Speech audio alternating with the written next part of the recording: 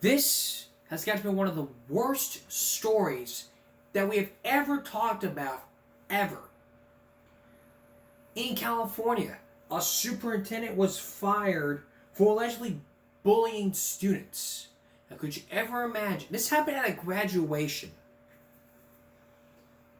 According to the description below, a California superintendent has been fired after allegedly bullying students because they did not clap for a daughter during the award ceremony. What in the world was going on?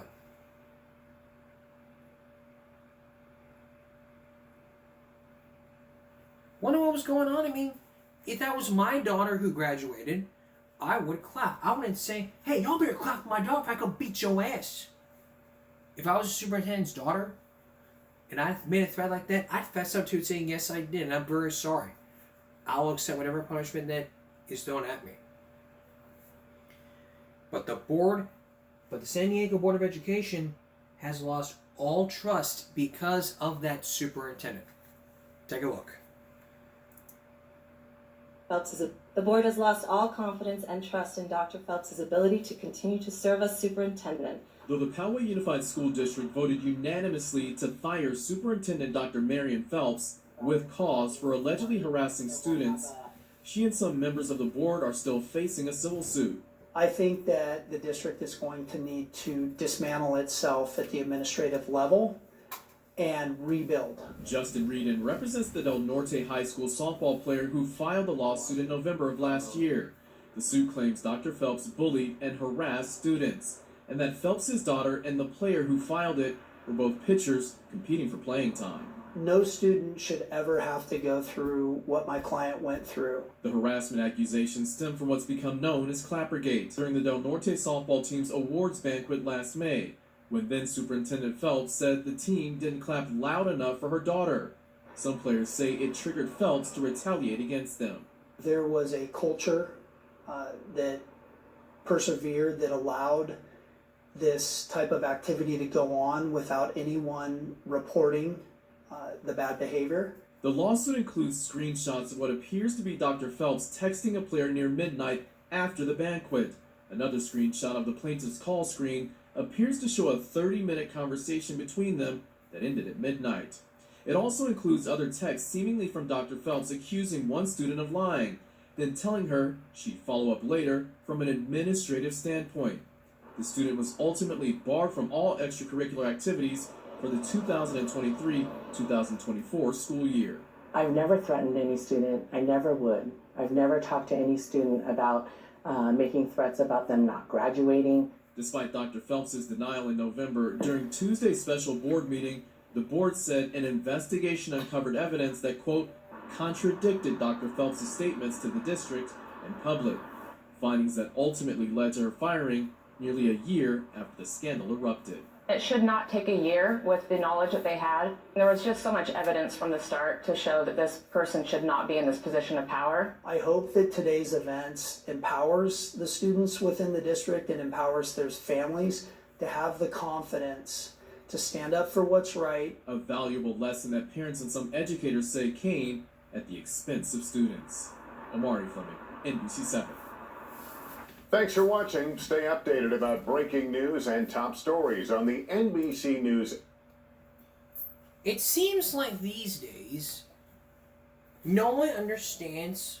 I mean, seriously, you can make up an allegation. You can just do whatever you want to do, which you're not supposed to do, and then simply deny it.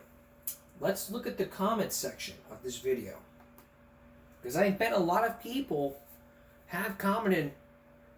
Have raised some common sense. Imagine being her daughter right now. That's embarrassing. It's clearly inappropriate for a school staff to text a student, a minor, privately. Exactly. Remember those two teacher-student sex scandals? That's how it all starts with a text message. She wanted to ruin those kids' lives over her clapping? Unbelievable.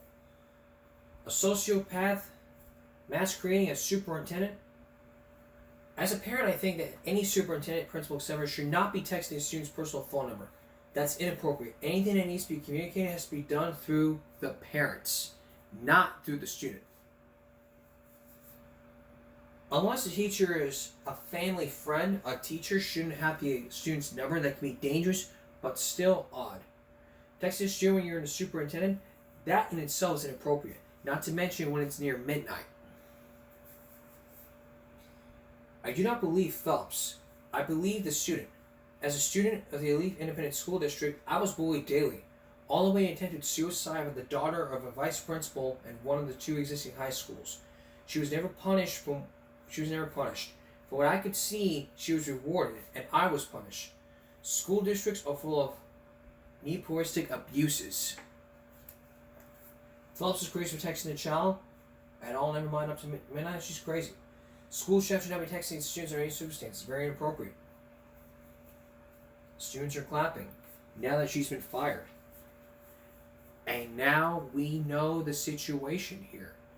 But instead, she just sits there, does what she's not supposed to do, and she just goes on meeting and says, I never did that. Everybody, let me tell you, everybody can be in denial. But the deniee can sit there and lie to the media's face. The mouth can lie, but the brain cannot. If she took a lie to your test, then it would prove to her that she didn't do those things. If she failed, then she would not be allowed on campus. Things have got to change. And if we don't change those things, we may end up like the superintendent. Or maybe end up like a baseball coach. When we continue, a disturbing video obtained by Chris 6 News with no audio and that shows abusive towards baseball players. Stay with us. This was a video that was shot just a few days ago at Robstown. In it is a coach by the name of Rusty Boone. You can see in the video that he's being aggressive towards to the baseball team, yelling up all in his face. But what you're seeing right here is him putting his hands on him in anger, yelling at the student. Notice there's no audio in this tape. This was obtained by Chris 6 News. And after all that, Robstown parents may be up at shock. In just a few minutes, I'm going to read to you some of the Facebook comments I'm going to read your Facebook post that was posted, along with some of the comments made by the viewers who saw this video. The question remains, why did Robstown ISD hire him while he's still being put under investigation? There may be some clues hidden in that video that could explain the coach's present or past. Here's Tyrese Boone. Seconds into the surveillance video obtained by Chris 6 News, you can see Coach Rusty Miller escorting 2 people out of the school's field house and shouting, then lunging at one of his baseball players who is sitting at the table with his teammates. We should point out, this copy does not contain audio. Miller then points to the door. As the team gets up, Miller grabs the player and stops him from getting up from his chair. Miller continues to scream at the player before stepping back and screaming at the rest of the team. The coach, again, slams the table twice before knocking over a stool, all while the players sit motionless. Someone dropped off a copy of the video at our Chris 6 News studios. Banketti school leaders confirm its authenticity, and the April 9th incident launched their investigation into the longtime coach. Chris 6 News asked Banketti ISD superintendent about this video. Stacy Johnson said the following. We immediately issued discipline in accordance to local policy. He was placed on administrative leave. He is currently on administrative leave through the end of his contract and will not be returning to Banketti ISD. On Monday, the Robstown ISD School Board hired Miller as its new head baseball coach. I reached out to the superintendent in Robstown, along with the Board of Trustees and the district's athletic director. Most have not returned our calls or emails. One trustee answered our call but referred us to the superintendent. The superintendent in Robstown says his district is excited to welcome Coach Miller. We are aware of, what some questions and concerns parents may have had or may have. But in Robstown ISD, I want to be really clear. We're a district that's going to extend grace and offer second chances where appropriate. Chris 6 News is continuing to follow this developing story. In Robstown, your neighborhood news reporter Tyrese Boone, Chris 6 News. And it was shared on Facebook, and a lot of you and a lot of y'all have commented. A lot of you who lived in Corpus and saw that story were probably angry. Were angry about that incident. So let's turn to Facebook to their Facebook page, to where the incident took place. I mean, not to where the incident took place, to where the video was shared, and a lot of you have commented saying a lot of mean stuff, saying all these things, and possibly the superintendent maybe doing something wrong here. I mean, why hire somebody when they're still under investigation? I mean, they're still under investigation. You can't just simply hire them and just basically say, oh, this, that, and the third. It will be okay. It won't be okay. If that person or persons were accused of sexual assault or sexual harassment, still under investigation, you still want to be hiring them. You would probably sit there and say, well, we want you to be our best coach, but you're still going to be under investigation, so we're going to hire you after the investigation.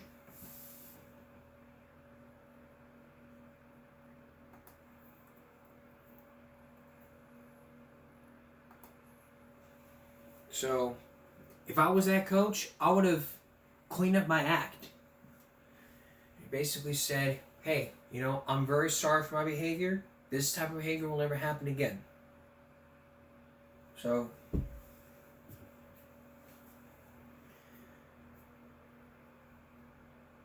see if we can find it.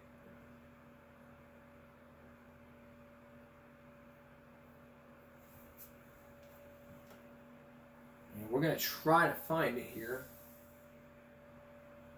Because, this is one of the first stories that we've ever covered where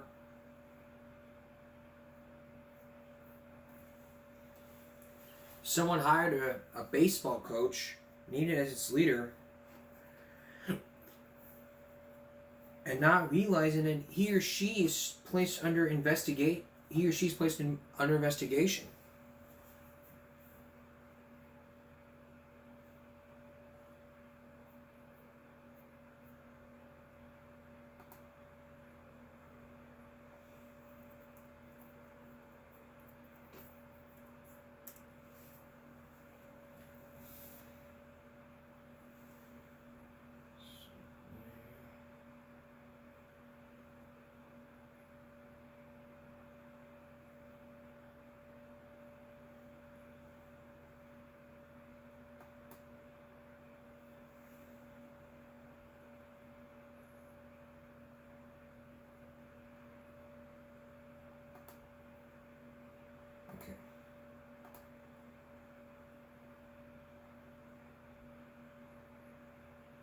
There we go. This was the post from their Facebook page, and let's read some of their. We're gonna. So I'm gonna tell you what we do. We're gonna take a break. Let this load up. No, okay. Let's read the comments.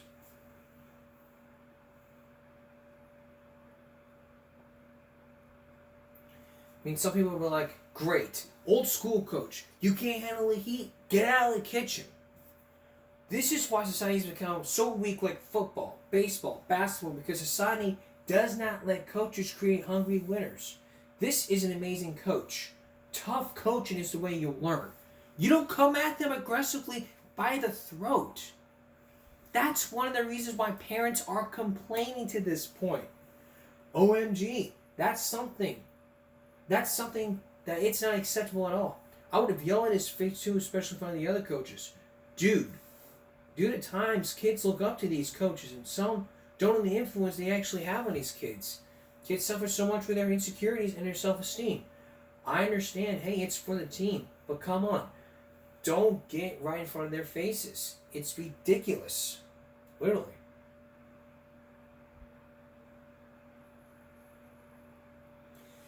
But we openly see football coaches screaming and grabbing at players by their jersey, face masks, shoulder pads, etc. on the sidelines in front of a crowd and several hundred thousand, and we don't think twice about it.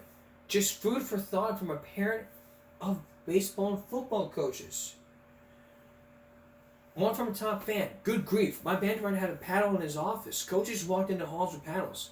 The band director reached for his paddle with me, and I didn't do anything wrong. He finally listened. I was not going to allow him to give me licks for something I didn't do. He refused to apologize. I knew right from wrong. I was still unfairly punished, and the band director would admit he was wrong, even though he was. I just didn't return the following year. His inability to admit he was wrong made me lose respect for him. I didn't go crying to my mommy. I found an elective. There's a difference between discipline and humiliation. Here's another one. Nothing wrong with this. If you can't take the heat of discipline, don't join the sport. The coach is doing his job, and nowadays kids don't want to work or be hungry for success. That's just what a setup is. Set up to get a good coach headed down the road. Listen, I get it. I get y'all's frustration about the coach. But when parents go in and complain and saying that this coach touched my child in an aggressive way, that leads the school district to get involved and say, this, that, and the third. Man, I've seen worse. And this is why society never be like the past. I mean, yelling. I used to be a football player in 2016 in Austin, and my HC would yell at me or a team. If we did something wrong, not really put our hands on me, but toughen me up a bit to rough me up a bit. Y'all want to say that abuse to me? I get what y'all are saying, but damn, I've seen worse. If that is the case, press charges and then move on. What a joke. It's sports. Sports aren't just about physical activity, but for the youth and coaching, it's just being a teacher. It's about him having a part in turning these young boys into respectful, productive men and members of society. Anyone who thinks they can be sweet and talk angsty, testosterone middle, walking hard, unlike most teenage boys are, has clearly never been around very many of them, or has been like one of themselves. Go coach. Sounds to me like for y'all commenting, y'all are being supportive of this coach. Hey, y'all want to be supportive of this coach? Go to fucking Robstown. You don't like what he does? You leave. What a joke is right. I don't agree with his methods. It's called coaching. Move along.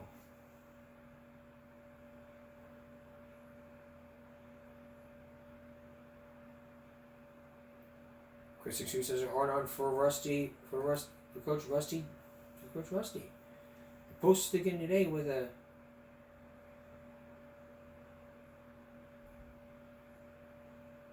go investigate BSC superintendent and their so-called school board. Are they really worth that money and the real reason they wanted Coach Miller out? Now there's a story. Yeah. You should be under investigation, superintendent, for what you're doing. Would be nice if Chris responded to the community telling them another issues in banquet. Nothing, just athletic stuff. Like all these comments saying stop being crybabies. All in the Austin community. I mean, people have shared this story. I mean, these are 117 comments. I mean, look at all these shares that are being posted on. I mean, y'all may be watching this story, and look at this comment. Board members come and go, but mentally is the same. Robstown does this, but usually with supers. They hire them, then for one reason or another, usually unfit for job, and we were caught with their hands on the cookie jar, so the board fires them. What they have buy out their contract. Sounds stupid, right? This is a disaster waiting to happen. The fuse already been lit. They don't have a choice. They're without a coach. They want to rebuild a tradition no matter what the consequences. And yes, they still make bad decisions with the buyouts. Another person.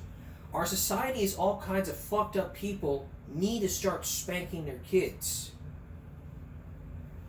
Let me be honest something here. This state is the only state that legalizes corporal punishment in our schools. But some school districts inform corporal punishment policies to where they can't allow people to spank or use a paddle. When you resort to using corporal punishment, you have to have a consent form put in place.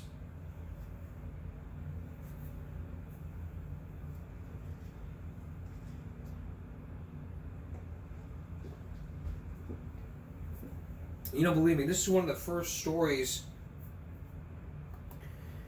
ever to where everybody can just be all like, we don't care. We'll waste the money. We don't care. You can't be in Robstown. If you can't handle Robstown, it's like the old saying, you can't stand the heat, stay out of the hot tub. If you can't stand Robstown, pack your shit and move to Flower Bluff. Good athletic program, good special education program, and one of the best school districts ever. There's plenty of room for all these students. This new generation is so soft, that's all. I feel like a coach could read their kids the riot act without putting their hands on them. All these people share this, and if you're one of those people that are watching, I applaud you. But y'all, welcome to the town, Coach. I got 2 words for you, Chris 6 News. Let it go. Leave the family in peace and let them move on from this crap. What are you gonna do? Be like Elsa? Let it go? I'm not gonna. I mean, y'all just bashing Chris 6 News. Hell, they did a story about me, and y'all going to just simply bash the network?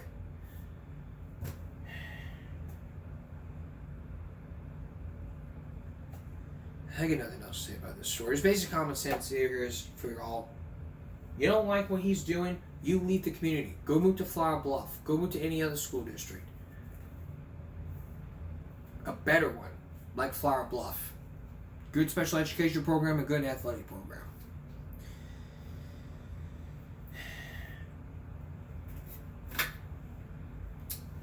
We're gonna take a break. We're gonna take a break, and we're gonna come back with a 60-minute story. Stay with us. Returning to look at former Robstown head Robstown baseball coach Rusty Miller about his recent hire at Robstown ISD. From this video, which you already saw, you've heard me read all the comments that were on this, a lot of shares, and a lot of people that are supporting the coach. So what in the world was going on? You're about to hear from these people who are in support of all this. And even then, a lot of people are just sitting there saying, being like Elsa, let it go. Take a look. Chris 6 News showed this video Thursday, letting you see former baseball coach Rusty Miller shouting at his baseball team. Portions of the video show Miller screaming in the face of one of his baseball players, then stopping the team from getting up from his chair. Thousands have watched the video, hundreds posted a comment on social media. There's been an overwhelming response in support of Coach Miller. Alexander Soto wrote, "There's nothing wrong with a coach being a coach." Joshua Caulfield wrote, "I have nothing but respect for Coach Miller and would love to have him coach and mentor my sons any day." Caulfield added, "It's called discipline."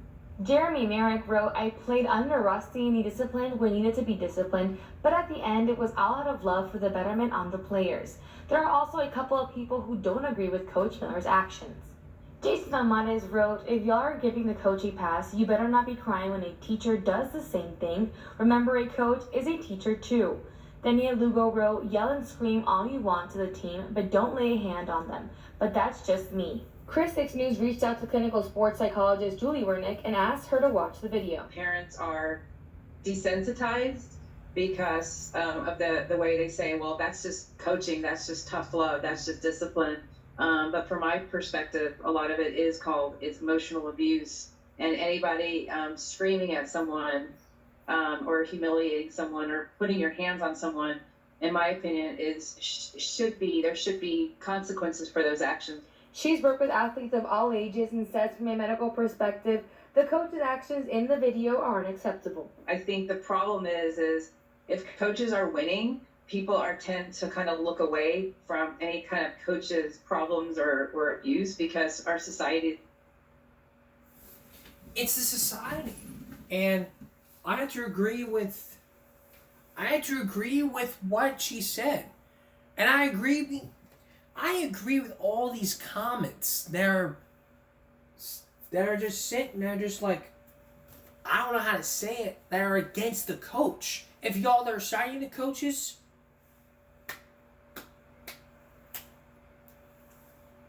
you leave. It's like you go left, you go right. If you're not with them, you're against. I'm against this coach for his techniques. Those should have been reviewed beforehand. And I'm glad the sports psychologists are putting themselves in their place. And y'all might be sitting there commenting saying, you should be talking about the coach. You should be going, well, I'm trying to see you on the bus. They're going to come after you. Let them come after me. Hell, I'm prepared. I'm prepared to throw the book back at them. You can't be on your high horse and saying, well, this coach is better than my former coach. Climb down off your high horse. And one person commented 16 hours ago, you want to assault, belittle, and humiliate kids and become a sports coach, you'll be protected. It builds character. Coaches need to be allowed to coach. I appreciate a coach screaming in my face. Well, it sounds like he's with the coach. He approves of his technique. That's abusive. You should never be... Listen, I've known a lot of coaches. I've met some great coaches. If one of the coaches was here right now if one of the coaches was sitting here right next to me while I did this broadcast, he would applaud me saying, I've known a lot of coaches. I've known 3 or 4 coaches here in Flower Bluff, and they never yelled and screamed at me. I'm not gonna name names, but y'all know who you are here in Flower Bluff. Y'all have been great coaches. I've known Miss Amy coach, former elementary PE coach, Miss Amy Seeds for over 10 years, and she's never yelled at my face. Believe me, if I showed her that clip as a former coach, she'd be upset. She'd be upset. I know a lot of coaches, and if I saw that vid, she'd be very upset. Very. She'd be very upset. If I was in this coach's shoes, I would have taken a chill pill with a chili cheeseburger. I would have yelled at their faces without using my hands. I put my pants about my back. How dare you lose the game? We could have been winners, but no, y'all decided it was over. How could you do this to me? Just yell at their faces with my hands behind my back. Nothing on my hands. Like this. Hands behind my back, or simply hands in my pockets. With nothing on them. How could you do this? Take a page from George Cooper. Next time something seems out of your reach, you do not quit. You just dig deeper.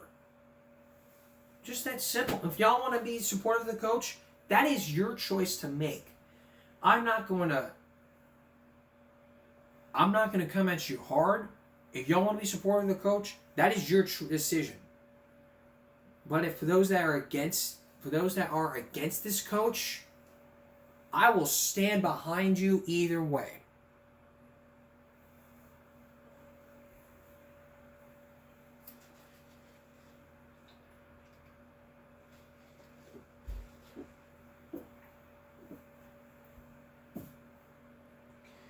So, the question is, what do you think? What do you think should have happened? Give me some feedback in the comment section below this video, or on the community post, which I will post later on after this broadcast. You're welcome to fill in your comments and suggestions, of what should happen with this coach. You may pick one side, you may pick the other side. And we'll have your results soon on this broadcast.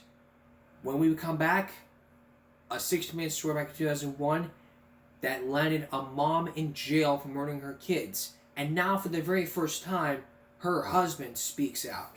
Stay with us. Over 20 years ago, it was the bathtub case that shot a lot of people in Houston, Texas. A mother killed her children and drowned them in a bathtub. The killer a confessed killer was by the name of Andrea Yates. Andrea Yates is an American woman from Houston who was confessed to drowning her 5 children in their bathtub. This happened on June 20th, 2001, which was months before the September 11th attacks. Why did she do it? Some people say it was for psychiatric reasons. She is pled not guilty because of psychiatric reasons. Tonight, for the very first time, we're going to hear from all sides of the tale. And for the very first time, we're going to hear from the husband. That's right, her husband. His name is Rusty Yates.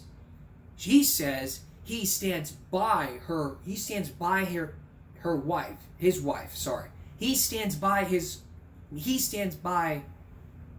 wife. But the question is he going to change his mind? Or has he already changed his mind? Or has he already stood by her after her death? And the question would be, will Andrea Yates ever be released from jail? And where is she now? You're also going to hear from the prosecution, the side of the prosecution who's saying that she deserves to die by lethal injection.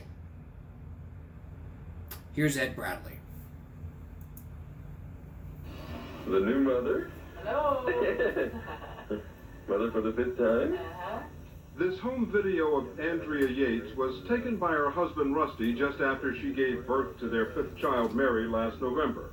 It was just 7 months before she would kill her baby daughter and her 4 sons. They cheese. 2-year-old Luke, 3-year-old Paul, 5-year-old John, and Noah, who was 7. Everybody say goodbye. Bye to the camera. It is hard to comprehend that this 37-year-old woman, a former nurse and high school valedictorian, who's been described by everyone who knew her as a devoted and loving mother, is the same person who is charged with capital murder. The person who has the hardest time comprehending all of this is her husband. She's a terrific mother, loved the children. They're always climbing up in her lap, and she'd read books to them, and all kinds of stuff, and she loved them. And so I knew that there's no way, there's just no way that she would ever do anything like what happened. But she did. Oh, no, but it's because her mind was sick, I mean, that's it. Although there were indications that her mind was sick, Andrea Yates never gave any signs that she intended to harm her children. But after her arrest, she told authorities that on and off the past 2 years, she'd heard voices telling her that the devil was after the kids and that she needed to save them. She said they were, quote, hopelessly damaged. And on the morning of June 20th, Andrea Yates waited to act until after her husband left their home to go to his job at NASA's Johnson Space Center in Houston, where he's a civil engineer. Well, I got a phone call from my wife at 5 till 10, and she said, you need to come home. And she sounded really very stern, very cold. I said, what's wrong, Andrea? And she said, you need to come home. And she hung up. And I was really getting nervous because of her tone. And I called Andrea back at the house, and she picked up the phone. And I said, Andrea, what's wrong? I said, is anyone hurt? And she said, yes. And I said, who? And she said, the kids. And I said, which ones? She said, all of them. And I mean, I was just devastated. According to what she told police, Andrea Yates had filled the family bathtub and methodically drowned her 5 children. Then she dialed 911. I drove home like I didn't have an accident on the way home, I'm a nervous wreck, and I came in, police cars were everywhere that they told me, and I just bawled, for quite some time. They wouldn't let me in the house. Andrew was in the house, and all I could do was sit there in the yard and just say, how could you do this? I don't understand. how could you do this? I don't understand. He cried. I did that for hours. When you came home that day, and you said you were just sitting in the yard crying, did you see her? I could see her through the window. And this is right, probably within an hour after I found out, and I went and I was banging on the windows, and she just sat there. She didn't even look at me. She just sat there and just stared straight ahead, She had this just real stern look on her face, and she was just staring ahead. Andrea Yates was booked on first-degree murder charges and held without bail. 7 days later, the 5 children were eulogized by their father at the funeral service. For nearly an hour, Rusty Yates told fond stories about each of his children and then placed their favorite blankets in their open caskets and bid them farewell. At the funeral, you described John as having a contagious smile. Yeah, you could see it. I mean, he would smile real big and just made everybody smile. You described him at the funeral as perfect Paul, the perfect child. Well, he was. He had a super, just a super attitude. He was good to everybody, so everybody liked him. He's a good kid. He told me about Noah, his firstborn, and how he shared his son's love of rockets. He told me about how thankful he was to have Mary, his only girl, and Luke, who loved to have his picture taken. He always liked the camera. He'd always smile, but he always squint his eyes and say cheese real big. I mean, looking at all of these pictures, I mean, it looks like a normal, happy family. That's right. By all appearances, the Yates were a normal, happy family until 2 years ago.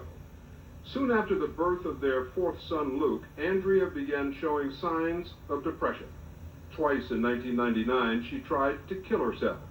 First from an overdose of sleeping pills, and then, a month later, she took a knife into her bathroom. She had a knife held up to her neck, and it's like she's looking at her neck trying to figure out how to cut herself so that she could successfully kill herself.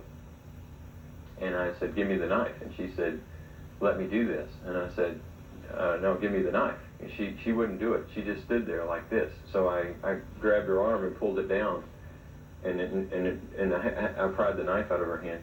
The next day, Andrea Yates was admitted to a psychiatric hospital. She was there almost 3 weeks and diagnosed with postpartum depression with psychosis. About 75% of new mothers experience some form of postpartum depression. It's commonly known as the baby blues and usually fades away in a few weeks. But Andrea Yates fits into a much more severe category that affects less than 1% of women. They may either kill themselves or their children. Psychologist Cheryl Meyer, who specializes in postpartum depression, has done extensive research on women who kill their children. What was astounding about that category was that people described them by and large as devoted mothers. Andrea Yates, perfect example. Devoted mothers, cared for their children, loved to be with their children. Help me understand how this can affect a woman so much that she would kill her children. Women begin to become very insecure about who they are and their parenting ability, and they begin to have thoughts. Maybe I'm not as good of a parent as I thought I was. Maybe I can't do this. They begin to make those thoughts even more monumental, and they grow larger and larger and larger.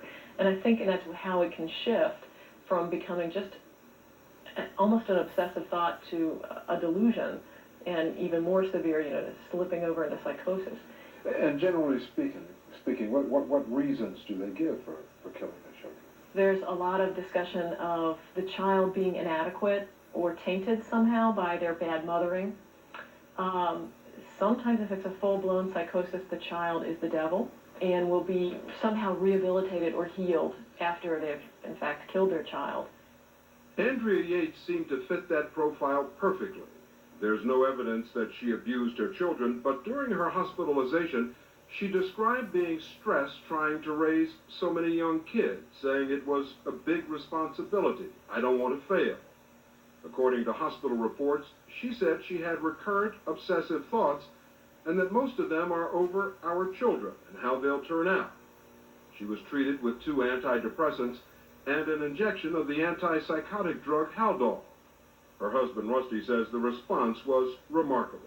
Within a day, Andrea went from being completely catatonic to sitting on the couch with me in the visiting area, and we carried on just, I refer to it as the best conversation we've ever had. The thing I learned from it is that she needed the right medicine. When I saw her respond to the medicine at that time, I'm like, wow, there's hope. You know, there's hope that Andrea will return.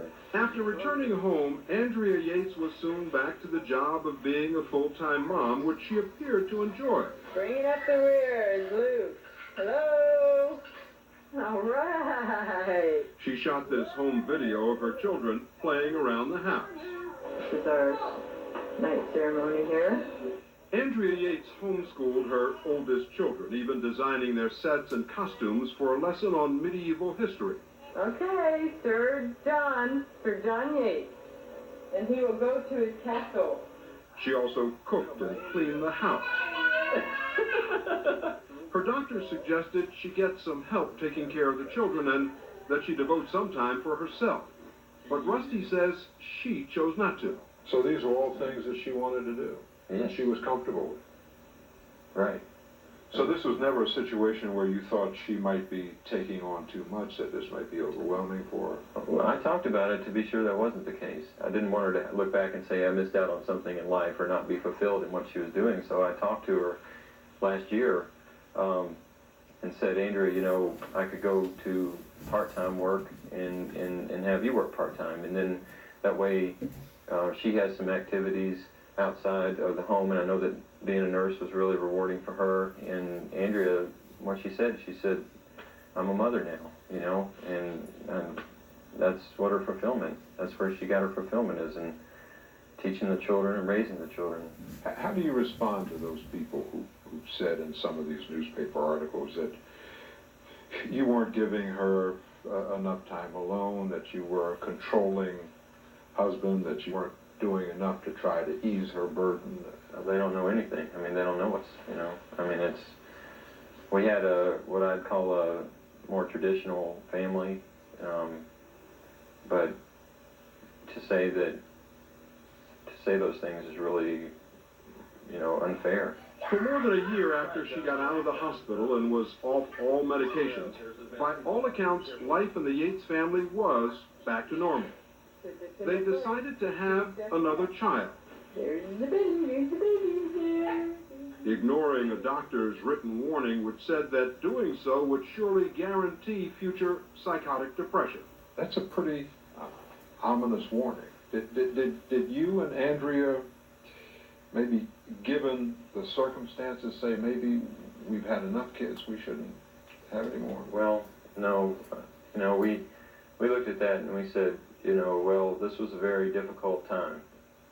But then we said, well, would we rather have not had Luke? I mean, of course, we'd rather have Luke and have gone through that. What we were told is that there was a 50% chance that she would be depressed again if we had another child. And if she got depressed again, she would have the same symptoms that she had in 99, and that the same treatment that worked for her in 99 would work again. Within months of Mary's birth, Andrea Yates' depression returned with a vengeance.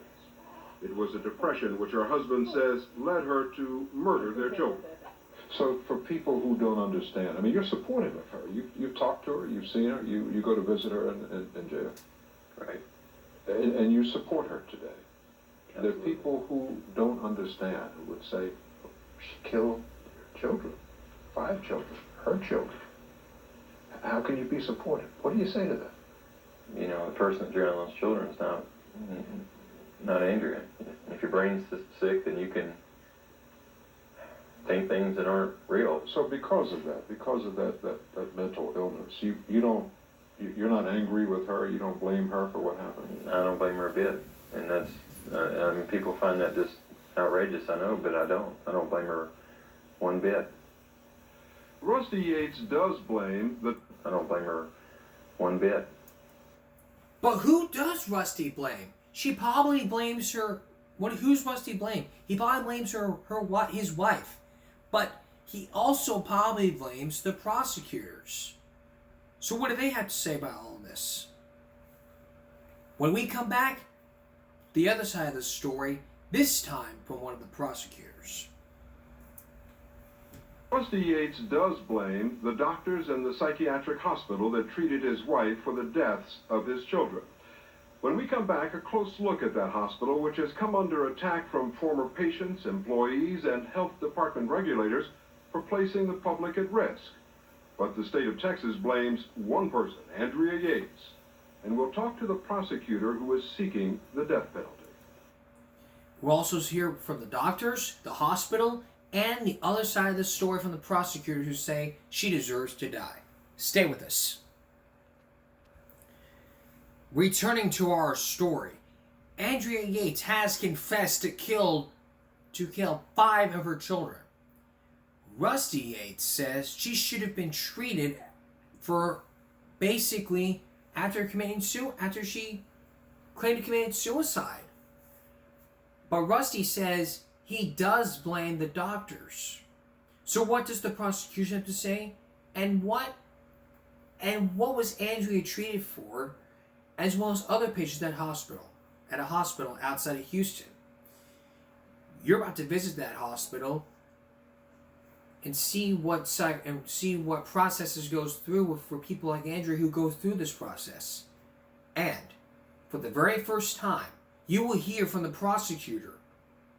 He says that Andrea Yates is a cold-blooded murderer who deserves to die with lethal injection. Here again is Ed Bradley. If she received the medical treatment that she deserved, then the kids would be alive and well, and Andrea would be well on her way to recovery and would be unknown.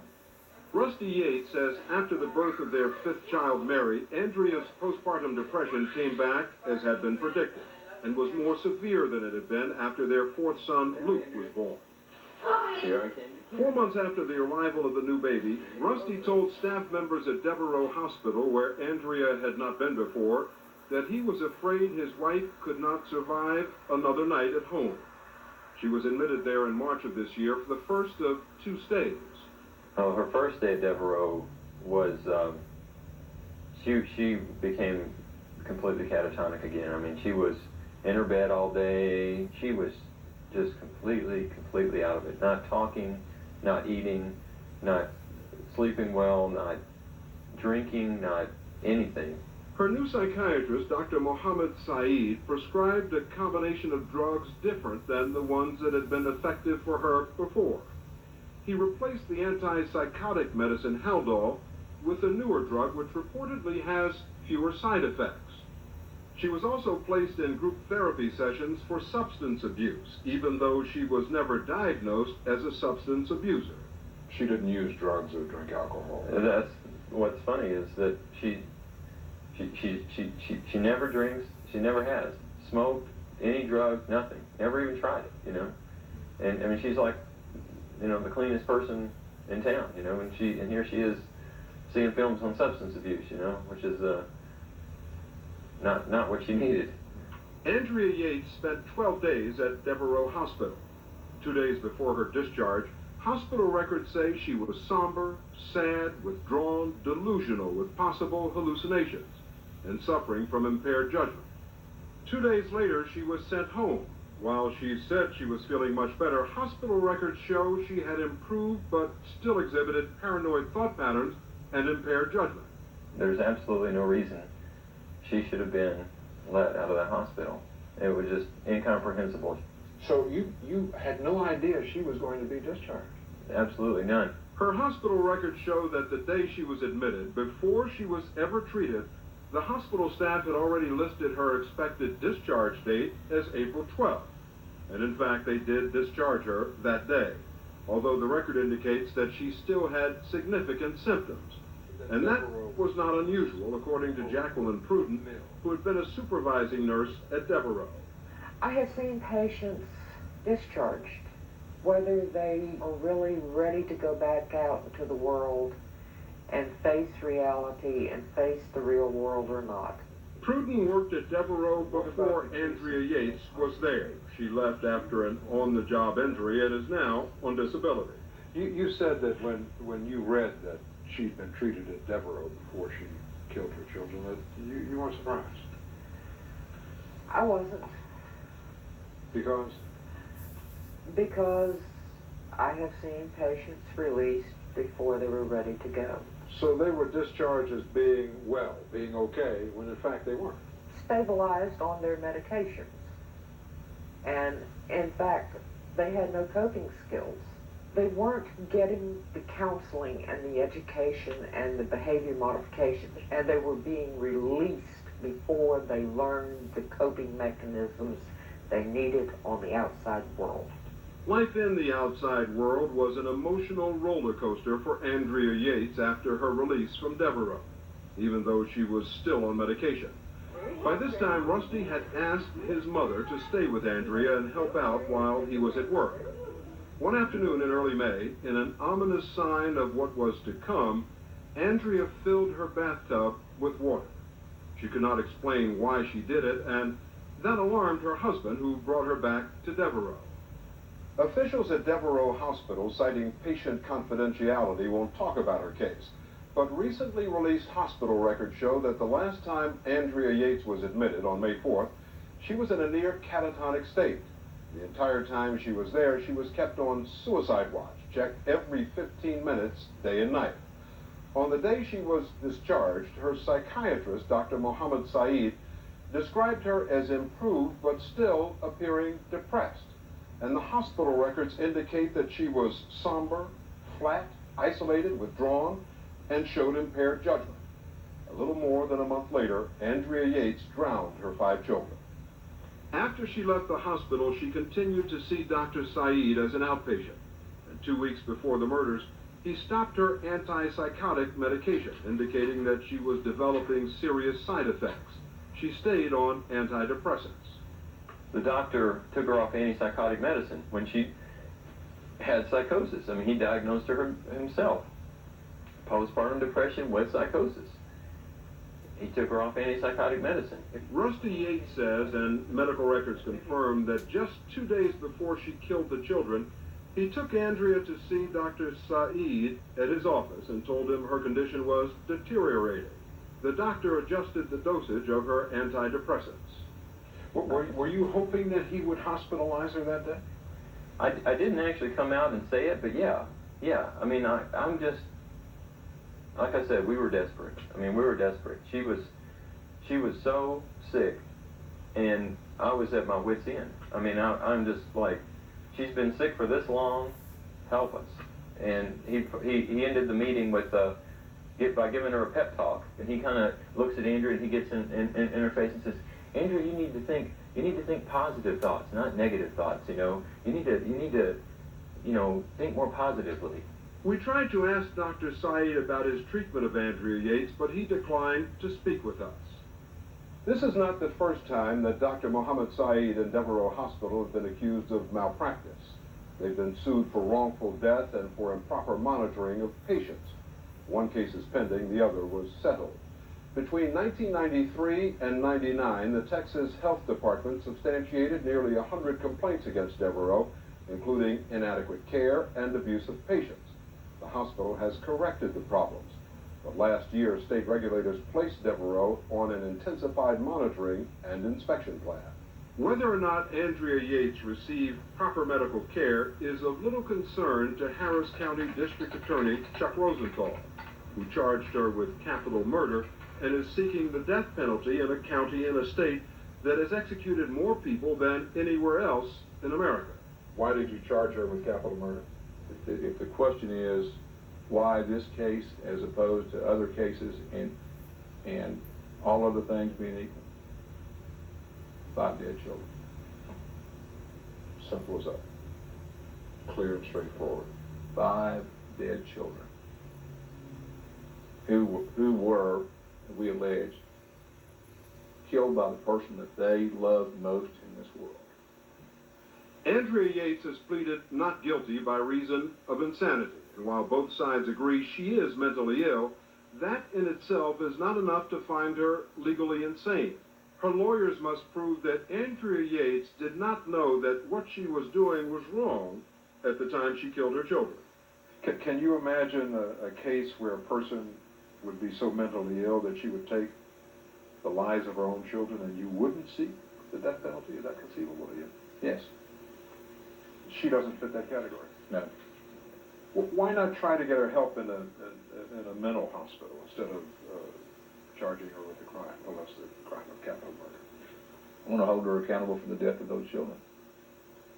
That's my job, is to hold people accountable for what they do. As you know, there have been a number of newspaper articles that have been written saying that attributing your wife's actions to mental illness, to postpartum depression, is essentially an attempt to absolve her of any responsibility. One person wrote that it's, quote, letting mommy dearest off the hook.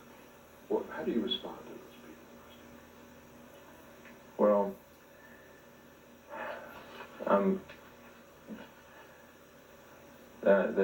they don't know Andrea, you know, first of all. I think that a person's heart can be good while their mind is sick. Another person wrote, he is just as guilty. He did not protect his children against a very dangerous woman. Yeah, a family cannot protect themselves from a psychotic person. A doctor can, by putting the psychotic patient in the hospital. Rusty Yates still lives in the same house. The pictures of his family hang on the walls. The children's toys are still in their rooms. He bounced all over the house with this thing with just a big smile on his face. He loved it. I wanted to fight for my kids, you know? I mean, it's like...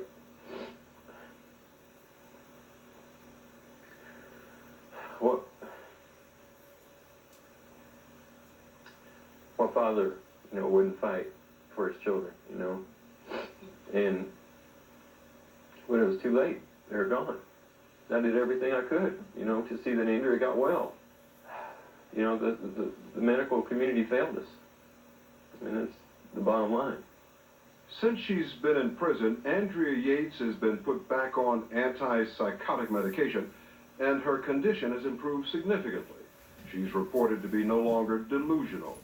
A jury recently found her mentally competent to assist in her own defense, and her trial is set to begin on January 7th. Set to begin on January 7th. January 7th. Now, after all this, where is Andrea Yates now? In a not guilty by reason of insanity verdict, the court has jurisdiction over you as long as your sentence would have been. In Yates' case, the rest of her life, Parham says, she has waived her appearance for review every year. Passing that review would be the only way she could ever be released. So, again, if Andrea Yates passed her review, she could be released. Maybe on parole, maybe something else.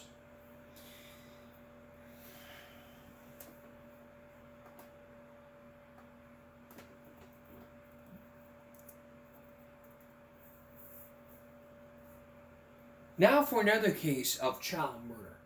Here's a preview of... Here's a sneak peek what we have for you coming up on Wednesday.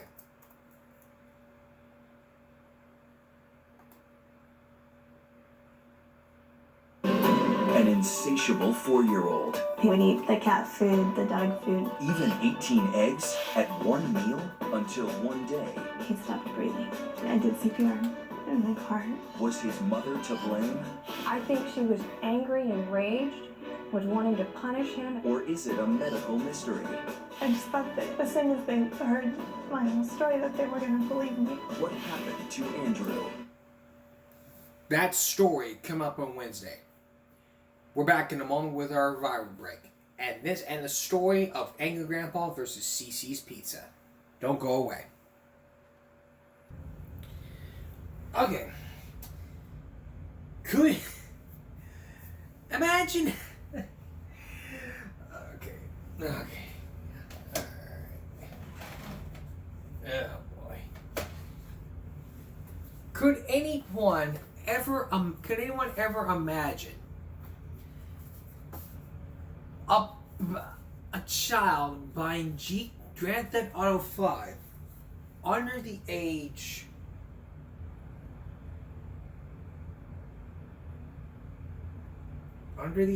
of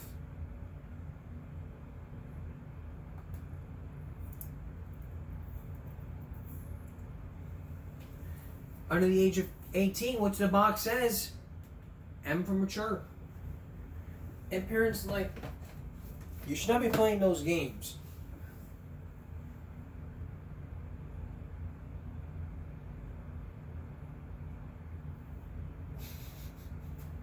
But could you ever trick your grandma into thinking that Grand Theft Auto is local news? Take a look at this.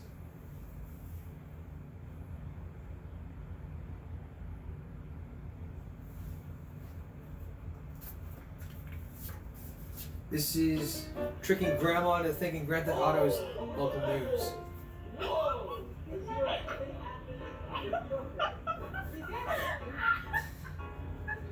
Wait, there's another one.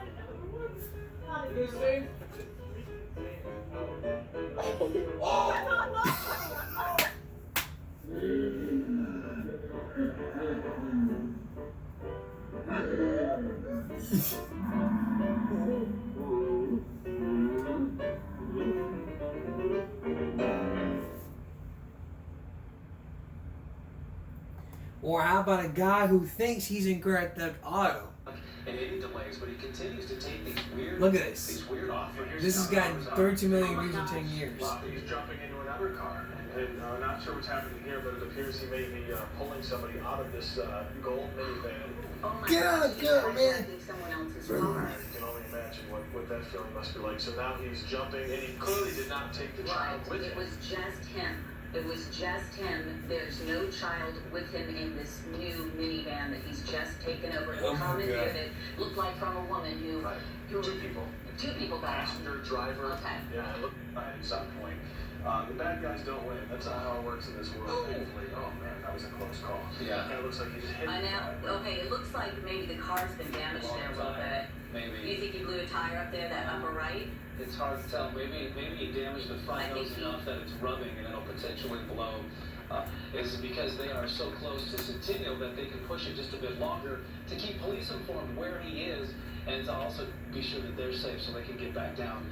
And here he goes. Looks like he's going to Okay, yeah, it looks like he's gonna jump. There's some smoke coming off that car. He ran into someone else. He's got the yellow and black jacket, just like in the surveillance video. Wait, what is he doing? He's getting back to the car, grabbing something. And where is he? Which exit? He's panicking. Oh, he wants to get this other car. That's what he's trying to do. He's on 470 in Peoria.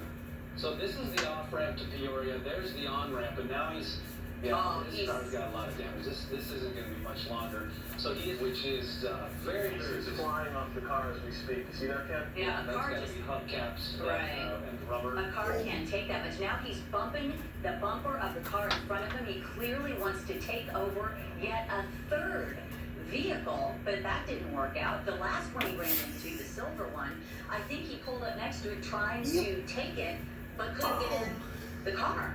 And now he's run into someone else, he's lost a tire. At this point, it looks like he's just hoped that the person doesn't open the door. This is live, guys. I want to warn you, this is live, so we're not sure what's going to happen next. Oh my gosh. If you're watching it, He's it's pulling live. someone else out of the car. And she's trying to stop him.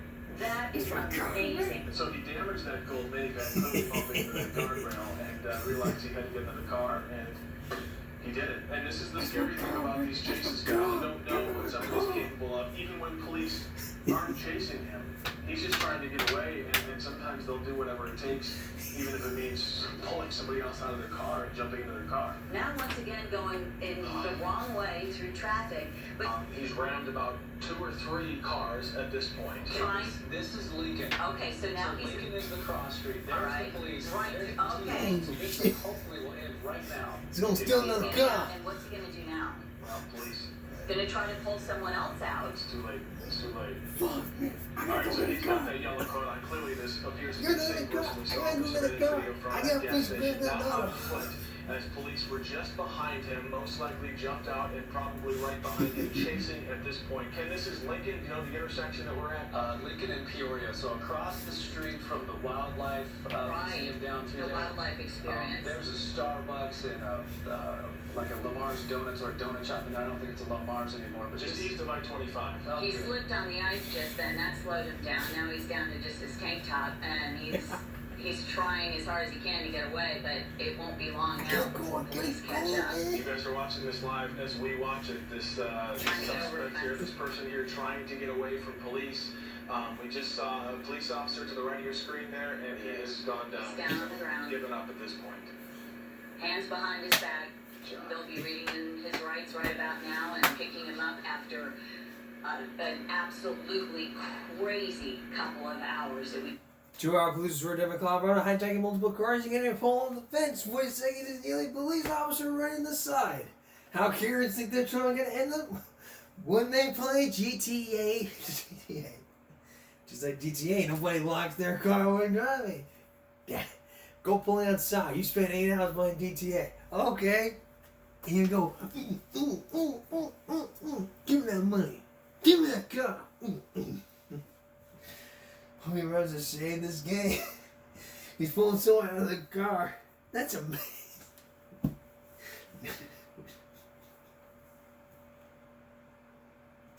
Why'd you do this? I couldn't afford a PlayStation.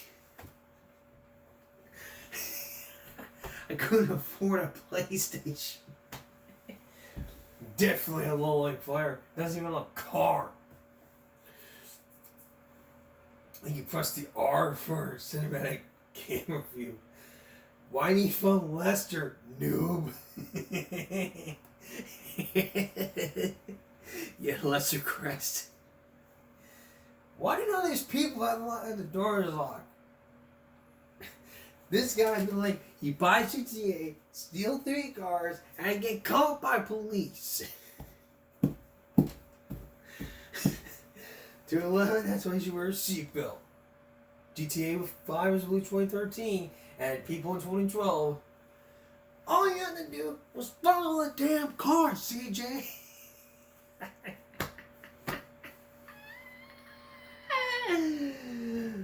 Oh my god.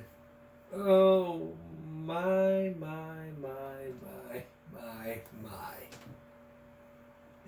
Everybody thinks that police chases are like Grand Theft Auto. Man, those women on their own car, that's amazing. You must watch too many times to get accidentally in the car. Or you're so addicted to GTA. Why'd you do this? I heard Grand Theft Auto 6 when we were listening. So we had the same one. When you haven't unlocked Lester yet. Look at this guy's no webs juice from his miniguns or RPGs. Oh, watch the. He's online.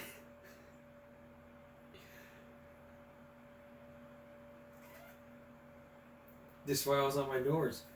I won't because they pay $2 fucking free. This guy steals a car. That's amazing. This is low key. Why do GTA?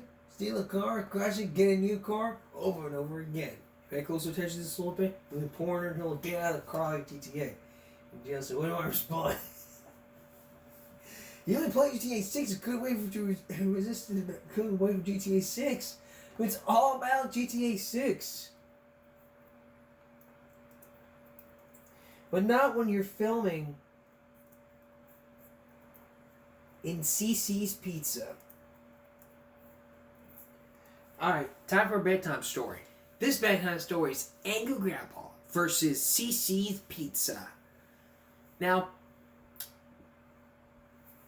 3 years ago, if you were on YouTube, there was a whole viral video talking about Angry Grandpa at CC's Pizza. It all started to where the owner was all like we want to prank him. We need to come to the restaurant. I own the restaurant. Come in and we'll prank him. He wanted something fresh. A deep dish pizza. But when he didn't get it, hell broke loose. If you saw that original video, it blew up with millions of views. And as you're about to see from the video, CC's was pissed. They shut down CC's early. They shut down CC's real early. We'll have that video for you when we come back. Stay with us. It's bedtime. It's almost time for bed. We have time for a story. The story of Angry Grandpa versus CC's Pizza. Before the break, we told you about the viral video that happened over 13 years ago, back in 2011. This was to where Angry Grandpa was breaking plates at CC's Pizza because he didn't get a fresh deep dish pizza. When he didn't get it, all hell broke loose. And as you're about to hear from the side of the story, CC's was about to sue Angry Grandpa. Take a look.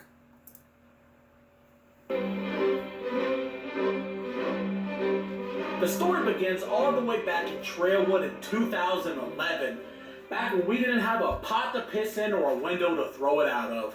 Guys, we had absolutely nothing except a YouTube channel. We only had about 20,000 subscribers at the time, but there was a manager at a CC's Pizza that was begging me to come in and film a video. Now I had to tell him right off the bat, dude, the videos are real. I can't just come to your restaurant and film a video. And he was insistent, please, you gotta come in, man. We'll prank him. We'll do whatever you want. Let me know. I own this place. You gotta come here. And I was, how can I say no? The offer is amazing. How can I say no when somebody's begging me to come to their restaurant and film a public prank? Right? Oh my God. That's so cool. I never get to do public pranks, so I'm doing it. I just didn't have an idea. Now, when the idea came to me, I was sitting up late at night and I was like, wait a minute, Bridget. Every time Dad goes to a buffet, he asks them to make him something fresh. If they don't have something fresh for him, he's going to ask them to make it or he's going to pitch a bitch. I don't know what it was. Maybe he liked to feel like a king. I don't know. He walks into a Chinese buffet. You better get some more goddamn egg rolls and up, bitch. Okay? Walks into CC's Pizza. You guys got no more custard pizza? What is this shit? Whatever he wanted and you didn't have it, he didn't care. He was going to ask for it so he could feel superior. So I write the guy, I'm like, you know what? I'll do it. We're headed to CC's. We'll be there tonight. You better be ready for the most crazy video of your life. And boy, was I right. Guys, boy, was I right. I had no clue just how right I was. We get to CC's. Dad walks in. He asks for a deep dish pizza. And when he didn't get it, all hell broke loose. Oh, yeah. Order! Let's give it to her! Oh, my God, DJ! I told you I want my DJ! I don't know my... I want my DJ, sir! Sir. I want my DJ, sir! Don't come back here. We get home, I upload the video, it goes frickin' viral instantly. You guys, this was our very first ever viral video, and I'll be honest, Dad didn't know how to take it. 1 minute he was pissed at me for uploading it. Second, he loved it because it got him out of a parking ticket. Third, he was pissed at me because I uploaded it.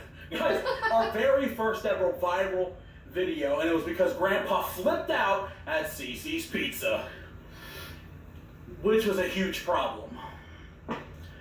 As it turned out, the guy did not own the restaurant. As it turned out, the guy was just a manager of the CC's Pizza, and I did not have permission to film in the restaurant. He screwed me. I wake up and we got messages from CC's Pizza waiting for us. Hi, this is so-and-so from CC's Pizza. I need you guys to call us back at blah, blah, blah, blah, blah, blah. I tried to be a nice guy and return their phone calls, and turns out I couldn't. So many people had seen this CC's Pizza video that they shut down corporate CC's early. Nobody could call. They were closed. Yeah. We closed CC's Pizza. I had to call back the next day. I called them back and they were freaking pissed. They're talking lawsuits. They're talking criminal charges. They're talking about throwing Dad in prison. And I'm like, you guys gotta chill. Yeah. We broke some plates over deep dish pizza. Relax. Not to mention, I had permission to be there, okay? It was a prank. Relax. We had some fun. Yeah, they weren't relaxed. They were pissed. Yes. They fired the manager. He was fired. Yeah. Okay? The manager got fired and they were talking about suing us if we didn't remove the video. So naturally, like a good boy, I removed the video. Okay? That's what nice people do. Oh, yeah. I deleted the video like they asked. I got no hard feelings. It's okay. You don't want me to upload the video, I'll delete it. Even though I did have permission to be there in the first place. It's whatever. I'm a good little boy. I'll delete it. Dad, you need to not provoke Cece's Pizza. They want to sue. Yeah, he didn't care. Dad's response was to upload a video of him eating Pizza Hut.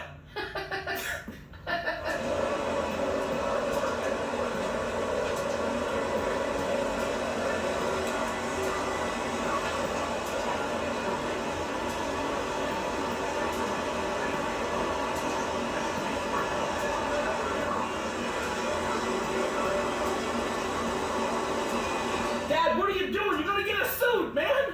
We don't even own the trailer we're living in. Why are you poking the bear? Don't piss off corporate America. Not only is Dad eating Pizza Hut on his YouTube channel, but he's talking shit about Cece's Pizza on his MySpace. He's like, I'll never eat another goddamn bite of Cece's again. And I don't know why I'm doing the phone symbol. I don't either. We think life's going okay. We're like, all right, we messed up, we stumbled, we're fine, there's no lawsuit, life goes on. Nope. Cece's called us less than a week later.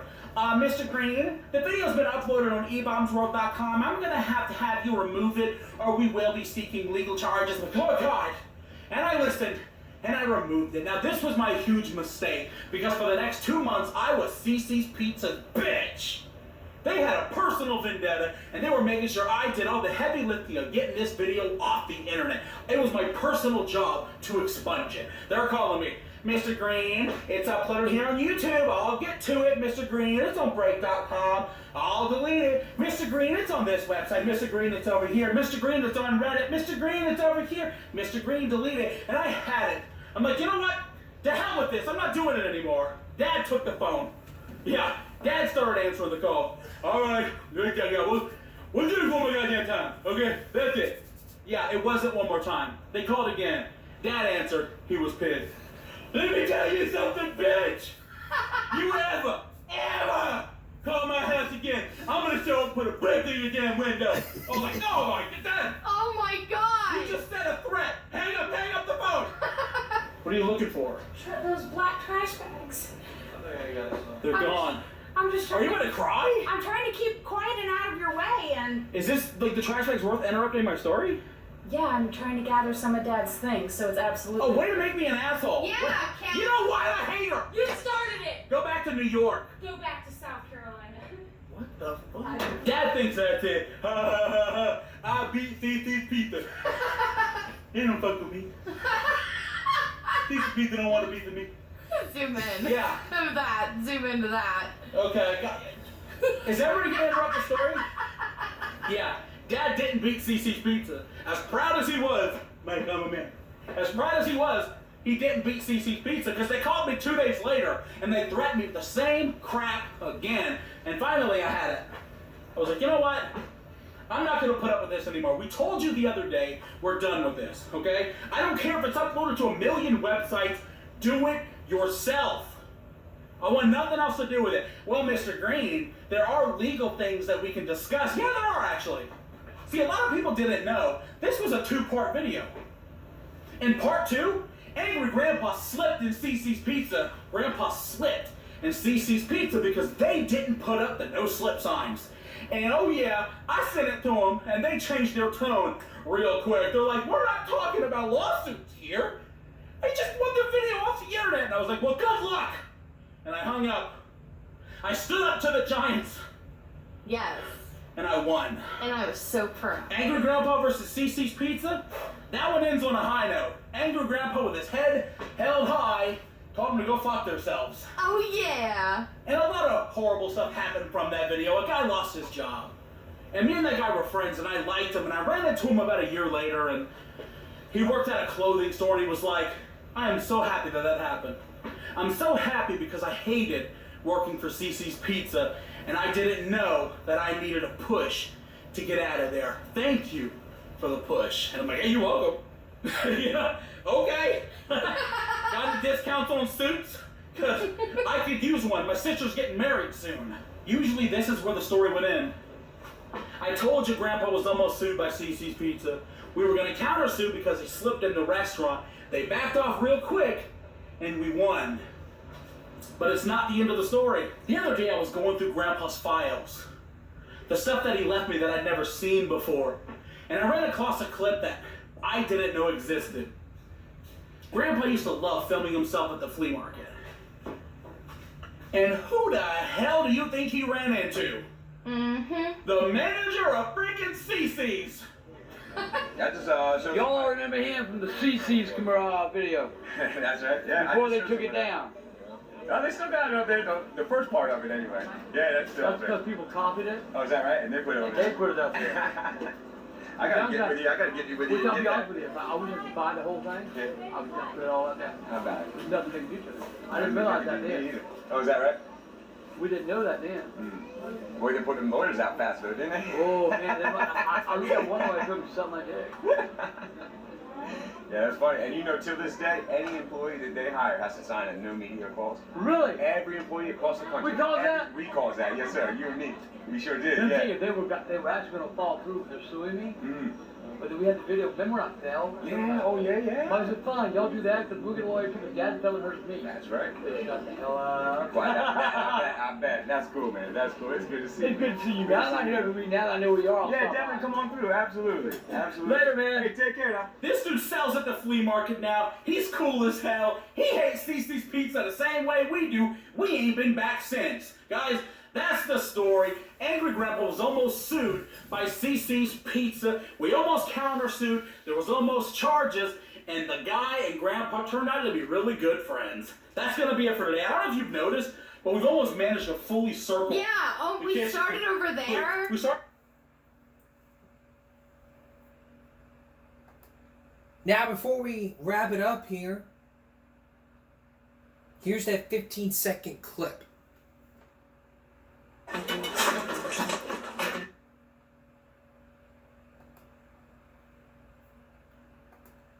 Here's the full 2-minute video with that 15-second. Here's that with the 15-second clip. Take a look.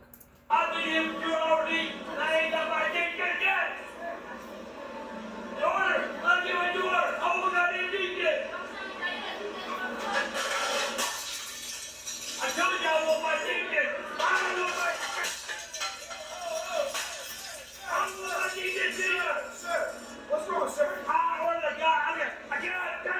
Careful, sir. It's hot. It's hot. What happened? What happened? Man, I don't want to keep this. You gotta stop, seriously. I ain't gotta stop nothing, man. I've been eating 2 hours. Sir. 2 hours, man. What are you doing at the camera? Turn it off. Sir. Sir, my ass off. I'm sorry, sir. What? Whatever you did. Keep this. It's in the oven. It's in the oven right now, sir. It's in the oven right now. Show my goddamn. Sir, I'm sorry. You're gonna need to calm down, sir. I ain't gotta do nothing. Tell me my goddamn. Sir, I'll get your pieces in the oven right now, sir. I want my goddamn pizza. Sir, I can't have. I got guests in here. I can't have you breaking up all these plates. I've got guests. I bet they won't need this too. Sir, I need you. I bet they won't need this too. I bet they won't need this too. I bet they won't need this too. I bet they won't need this too. Okay. Elmore! Right there! Elmore! Yeah, sir. Hungry? Sir. Sir, hungry? You can't eat off the buffet, sir. You're not. Why not? Sir, you can't eat off the buffet. Oh, I get it. Come with me. I ain't going to. Can you guys get here? Come on, sir. Sir. Come on out here. I ain't going nowhere right now. They're kicking the house. Goddamn, that was good. Sir. Okay, sir. Sir. Sir. Oh, I didn't get it, sir.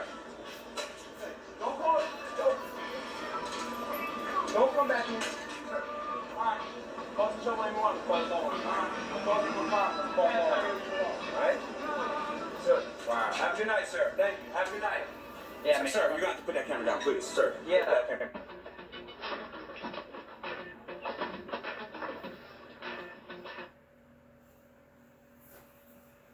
Now here's that 15. Now that was just part of it. The 15-second clip's coming right now. Then we're gonna wrap it up here. That's the aftermath.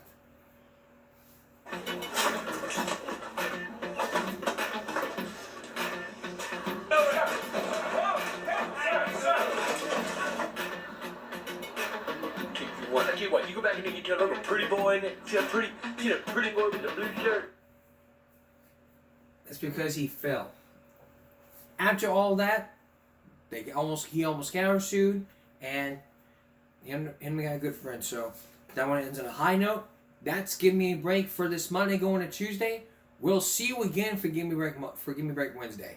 For everyone here at YouTube and Give Me a Break, stop bullying, speak up. Concentration, not strength. No jaywalking, no drinking and driving. Be nice to others while they be nice to you. Respect your mother and father. Honor thy mother and thy father, and have yourself a great night.